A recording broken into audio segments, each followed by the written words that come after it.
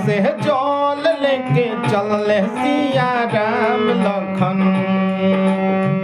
बक्सर से जल लेके चल सिया राम लखन। जलवा ब्रह्मपुरवे में ढरी रघुनंदन हरि। जलवा ब्रह्मपुरवे में ढरी रघुनंदन हरि।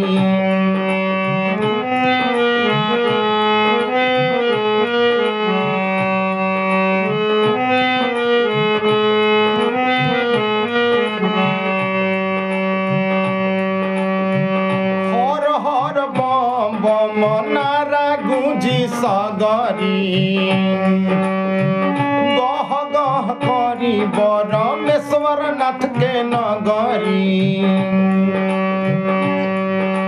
हर हर बम बम नारा गुंजी सगरी। गह गह करी बरमेश्वर नाथ के नगरी। देखिए मुकुंद बूंदा,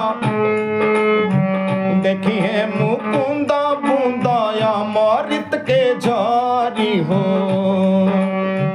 देखिए मुकुंद बूंदा अमृत के झरी हो। जलवा ब्रह्मपुरवे में ढरी रघुनंदन हरि। जलवा ब्रह्मपुरवे में ढरी रघुनंदन हरि। बक्सर से जल लेके चल सिया राम लखन।